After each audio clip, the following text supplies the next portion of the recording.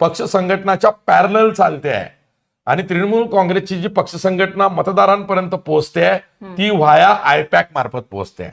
सगळा जो voter tracker mechanism जे तृणमूल काँग्रेसनं डेव्हलप केलेला आहे ते आयपॅकच्या सॉफ्टवेअरमध्ये आहे, आयपॅकच्या फाईलीमध्ये आहे, आयपॅकच्या डेटामध्ये आहे. आणि आयपॅक वरती ईडीच्या जेव्हा रेड्स पडल्या तेव्हा हा सगळा आयपॅकचा डेटा हा कॅप्चर केला गेला, कॉन्फिस्केटेड केला, म्हणजे जप्त केला गेला. आठवत असेल जेव्हा आयपॅकच्या ऑफिसवरती रेड पडली होती, ममता बॅनर्जी तातडीनं धावत गेल्या आणि त्यांनी तिथे डेटा रिकव्हर करण्याचा प्रयत्न केला. त्यातून मग ईडीनं काय केलं की ममता बॅनर्जी काहीतरी कव्हरअप करण्याचा प्रयत्न करतायत. काय कव्हरअप करण्याचा प्रयत्न करतायत तर ईडीनं आरोप असा केला की 50 कोटींची मनी ट्रेल आयपॅक आणि तृणमूल काँग्रेसचं पश्चिम बंगालमधलं गव्हर्नमेंट यांच्यामध्ये जी अनेक भ्रष्टाचाराच्या प्रकरणांमध्ये देवाणघेवाण झालेली आहे त्यातली 50 कोटींची मनी ट्रेल आम्ही पीएमएलए ऍक्ट अंतर्गत शोधून काढली आणि आयपॅकचा जो मालक आहे विनेश चंदेल याला अटक केली. यातनं एक नॅरेटिव्ह असं सेट झालं की तृणमूल काँग्रेसला आयपॅक नाही तर आयपॅक तृणमूल काँग्रेसला चालवत आहे आणि आयपॅक तृणमूल काँग्रेसच्या वोटर लिस्टचा जो डेटा आहे किंवा डेटा मॅनेजमेंट आहे हे सगळं चालवतं.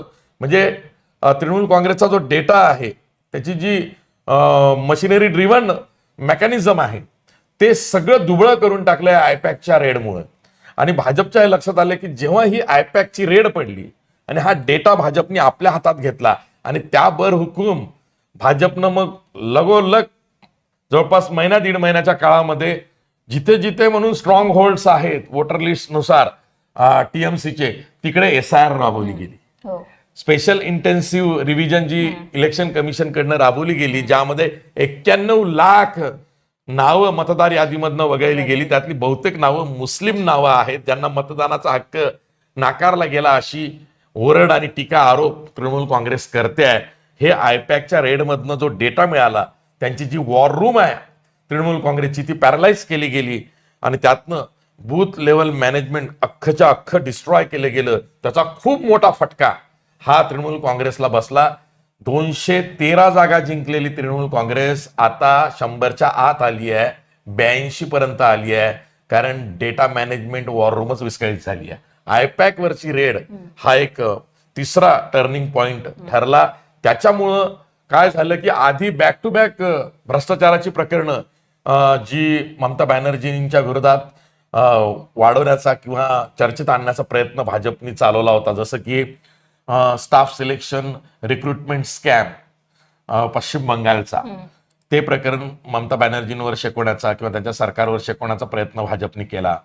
त्यानंतर तुमचं रेशन डिस्ट्रीब्युशन स्कॅम झाला, म्हणजे राशन वितरणामध्ये मोठा घोळ झाला, त्याचा मोठा घोटाळा झालेला आहे. आणि त्यातनं मग नारा काय दिला की भ्रष्टाचार मुक्त बंगाल करायचा आहे आणि त्यासाठी भाजपला सत्ता हवी आहे की जेणेकरून डबल इंजिन सरकार, केंद्रातही भाजपचं सरकार आणि पश्चिम बंगालमध्ये सुद्धा भाजपचं सरकार, आणि असं केलं तर आणि तरच बंगालची जी स्टेट ट्रेझरी आहे म्हणजे जो सरकारी तिजोरी आहे बंगाल सरकारची ती शाबूत राहील, त्याच्यात ट्रान्सपरन्सी येईल की तिचा खर्च कसा येतो, पैसा कसा येतो आणि त्यातनं कमिशनबाजी किंवा टेंडरबाजी हे प्रकार नाहीसे होतील. मग त्यातूनच बंगालमध्ये रोजगार निर्मिती होईल जिथं आज रोजगार दिसत नाहीये, किंवा त्यात उद्योगधंदे येतील डबल इंजिनमुळे.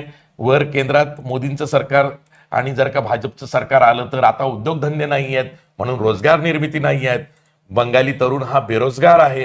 आणि त्यात पुन्हा फॉरेन डिरेक्ट इन्व्हेस्टमेंट जी बंगालमध्ये खूप कमी आहे कारण प्रकल्पच नाहीये, कोणती इंडस्ट्रीज येत नाहीये, इंडस्ट्री फ्रेंडली वातावरण पश्चिम बंगालमध्ये नाहीये.